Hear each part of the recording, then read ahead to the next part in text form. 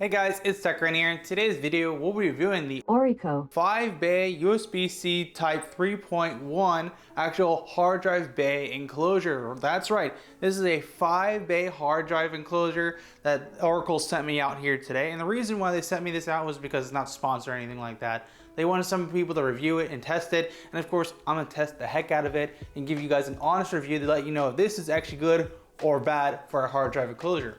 Because I'm currently using like an inland 2-bay hard drive enclosure, and of course I need more storage space because I got more drives recently. So I have a ton of drives, from this new like 4 terabyte drive to a 10 terabyte Iron Wolf drive to even another like 8 terabyte drive from Western Digital Gold, and I have another one even on top of that that's another Western Digital Gold for 8 terabytes. So the problem is I don't have enough space to store my 2-bay drive storage. So this will hopefully solve my problem because it's going to support up to, each bay for each drive up to 22 terabytes, meaning that this thing can carry overall 110 terabytes of actual storage capacity on this thing, which is pretty ridiculous. Now the reads and writes supposedly aren't particularly the best, like 2,600, so near 1 gigabit.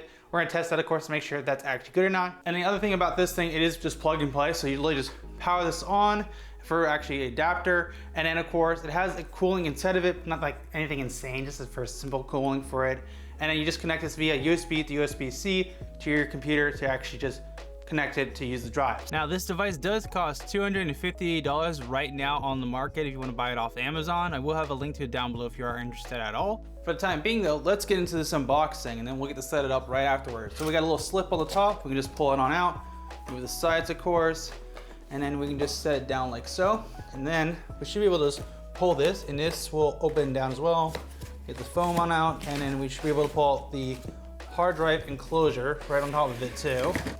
So I'll just drop everything on out. That's good. So that is everything that came inside of the box. There's not really anything else. And then we got the hard drive enclosure itself, and I almost just broke it. Fantastic me. You're doing a great job. You can see how it looks. Front for power, it's got how many drive bay areas. You can see like disk 5, disk 4, disk 3, disk 2, disk 1, let you know like how many are installed. I assume this will light on when it works. Same thing with the power. And then on the back side here, we got access to the ports. So first of all, we have a DCV 12 volt for power.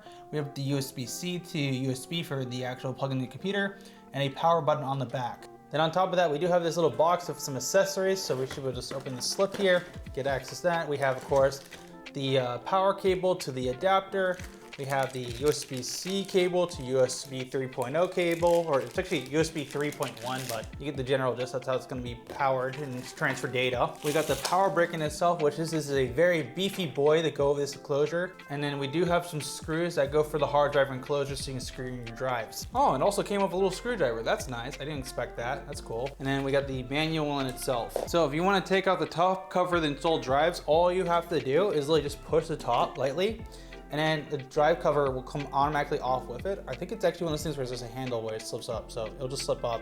And then we should be able to pull out the bays individually. 5 bays for the drives. Now these do support 3.5 drive inch and also 2.5, so you can install some SSD in here, which you can see SSD mounting holes here, and then normal hard drive mounting holes on the side, which is pretty awesome. And we can support up to 5 drives. So what we're gonna do real quick is we're just gonna quickly install all the drives into these hard drive cages, and then we can just plop these on in. So I'll just take the screws that came with it, and then we can get started. So literally just take the drive, make sure that the byte area here on the bottom where it's like empty is where the actual SATA power and SATA for transfer goes. So you're just gonna slip these on in here, slip and pinch.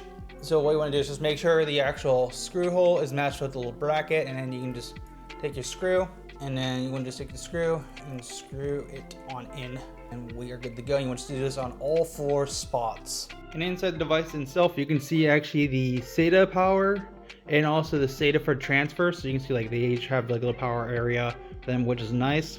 And then it should be just, as soon as you plug these on in, they should just be plug and play. So once you have a drive all screwed in, ready to go, all you have to do is slip it into the bay area, and it's as simple as making sure these are pointing to the back side of the bay, and just slipping it on in, and it just locks into place, which is really nice. Honestly, way easier than I thought it would be.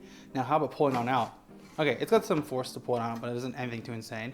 So we're just gonna plug in the rest of these drives real quick, and then we can go test this upstairs for a speed test.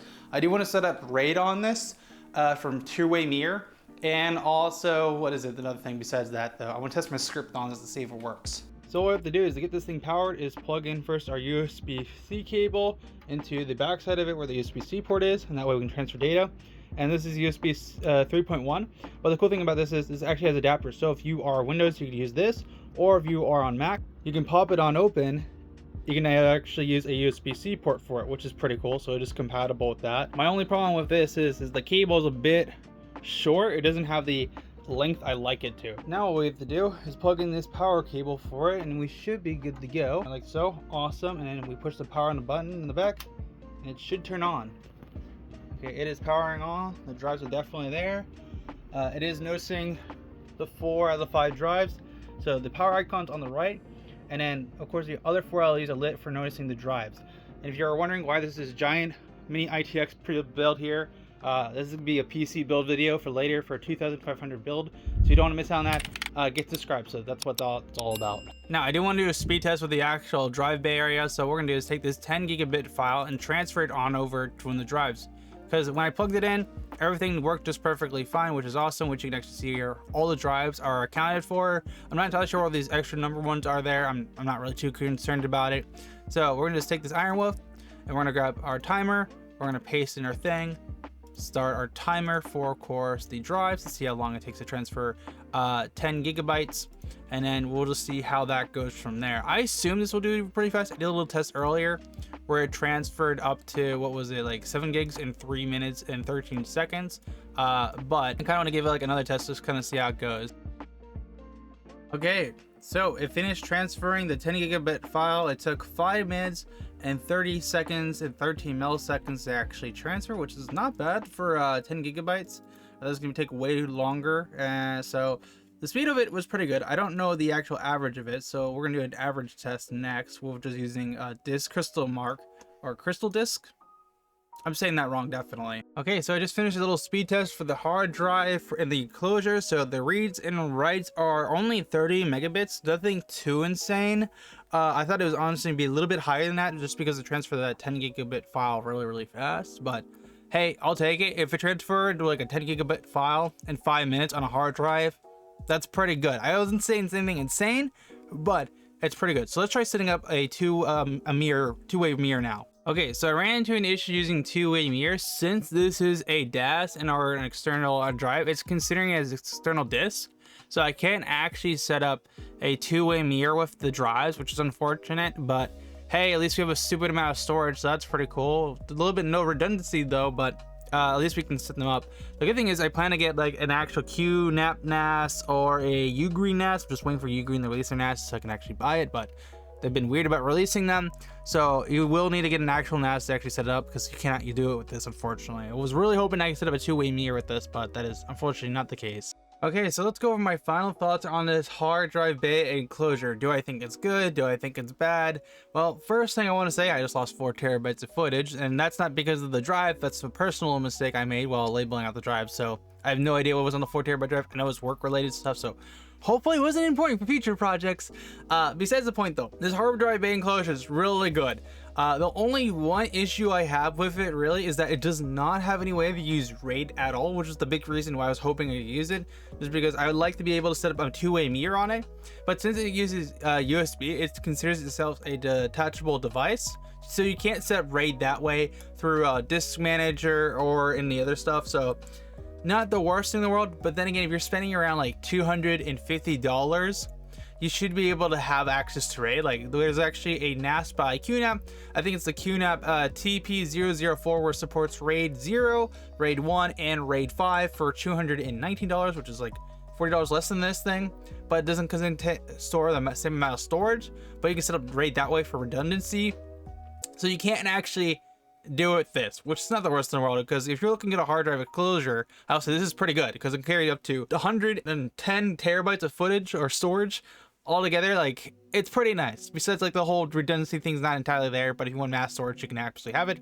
And for me personally, since I just need something to store a bunch of drives for the time being, this will work. Later down the line, I will be upgrading to a NAS though, because I do want that redundancy protection, just in case my work stuff gets messed up. I do not want to lose anything important, which could be valuable, since if I lose 4 terabytes of footage, that's like maybe 2 or 3 years of content. I need to go back and figure out what the hell happened to it, which would be problematic, or for work, or just be terrible. But either way though, it's not like the worst thing in the world. If it does happen, just like, it is better not to let it happen even in the first place. Like, yeah. But do I feel like this was worth $250? Let me ask that question here. If I bought it for myself personally, I'd say no. But if you are someone who just needs more storage space, then I'd say yes. I think this thing honestly is really nice nevertheless. The build quality is pretty good. Besides the inside being plastic and the outside being plastic, the base being metal and the actual bays are metal, that's really good. And the easyability to just plop in the drive, pull it on out with no issue. Even with the things on, you can do that, which is really clean. And on top of that too is just like the cables. There's not much you need to do, just power, USB, and turn on. That's awesome. It is a little bit loud though, I will say that. It's not the loudest thing in the world, but it's kind of there. But then again, you're stacking like 5 drives in one Bay area while cooling them at the exact same time too. So it's bound to happen, be loud no matter what. But either way though, that's my honest review of the actual Oracle 5-bay hard drive enclosure. Let me know what you guys' thoughts about it is in the comments down below. And I just realized I've been pronouncing their name wrong the whole entire time during this video. It's Oracle. I appreciate you guys for sending me this out. I really like your product. I think this has potential. I would say though, 2 things to change. First of all, build quality, make it a little bit more sturdy. And the second thing on top of that, figure out a way to add hardware NAS or hardware RAID to it, like 0, 1, and 5.